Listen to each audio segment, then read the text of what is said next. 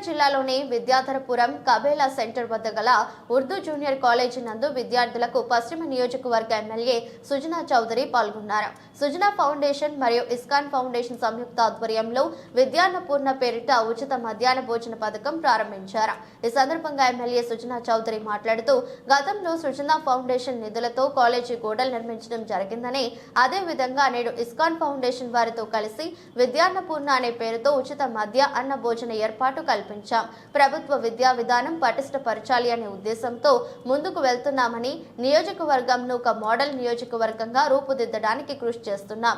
ఈ రాష్ట్ర ప్రభుత్వం కళాశాలలో కూడా మధ్యాహ్న భోజన పథకం ఏర్పాటు చేసేందుకు ఆలోచన చేస్తుందని, ప్రభుత్వం కళాశాలలో మధ్యాహ్న భోజనం ఏర్పాటు చేసే వరకు కూడా ఇక్కడ ఈ కాలేజీలో ఈ మధ్యాహ్న భోజన పథకం అమల్లో ఉంటుందని తెలిపారు.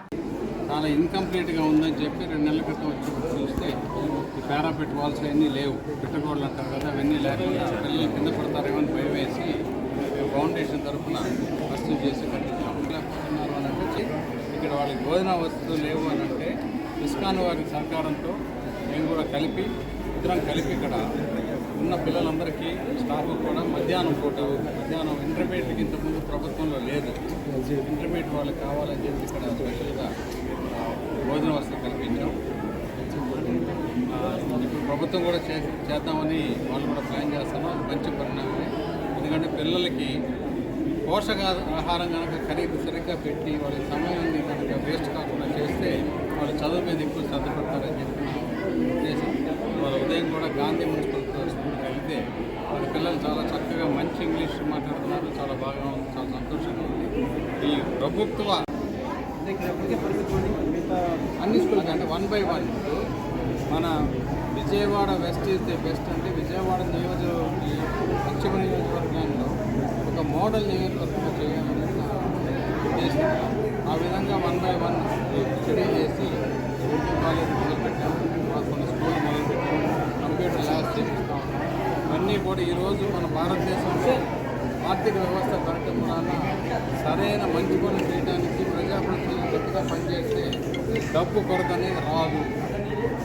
ప్రజలు అంటే పర్టికులర్గా స్కూళ్ళు కాలేజీలో తల్లి తండ్రి గురువు దైవంతో సమానం అంటాం కదా, ఆ విధంగా ముగ్గురు కలిస్తేనే పేరెంట్స్ అవుతారు. ముగ్గురు కలిసి పిల్లల అభ్యుదయాన్ని ఎలా తీసుకురావాలి, ఎలా పెంచాలి, అంటే విలువలు ఎలా తెలియపరచాలి చదువుతో పాటు అనేది ముగ్గురు కలిస్తే బాగా ఉంటుందని ఉద్దేశం. డెఫినెట్గా ఇక్కడ ఆఫీసర్ మనం ఏంటంటే పెట్టి వాళ్ళందరినీ కూడా ఇన్వాల్వ్ చేయండి. ఇప్పుడు ఈ స్కూల్లో నేను చెప్తా ఉంది అంటే పేరెంట్స్ కూడా బాధ్యత తీసుకోవాలి. కనీసం 25% పేరెంట్స్ కానీ అంటే మొత్తం పక్కల వాళ్ళు కానీ చేస్తే 70% ఫండింగ్ ఎలా చేయాలో నేను ఓకే సార్. అది కాదు, ఇప్పుడు ప్రభుత్వం నుంచి కూడా మధ్యాహ్న భోజన పథకం అమలు అవుతుంది కొన్ని పాఠశాలలో, స్పెసిఫిక్గా కాలేజీల్లో అది పరిస్థితి లేదు. ఆ కాలేజీలో మిగతా కాలేజీలు కూడా ఆలోచన ఉందా సార్ మీకు? ప్రభుత్వమే ఆలోచిస్తూ ఉంది ఇప్పుడు ఇంటర్మీడియట్ కాలేజీలు కూడా ఇవ్వాలని చెప్పి, డెఫినెట్గా ఇస్తారని ఏదేంటంటే ఈ ఉర్దూ కాలేజీకి ఈ అవసరం నాకు అనిపించింది. ఇంతకుముందు నేను మీరా గారు రావడం జరిగింది కలిసి ఇక్కడ ఉర్దూ కాలేజ్ అని పేరు కానీ ఉర్దూ ఇంగ్లీష్ మీడియమే చెప్తున్నారు. ఉర్దూ సబ్జెక్ట్ అనేది సెకండ్ లాంగ్వేజ్ కింద మాత్రం ఉంది.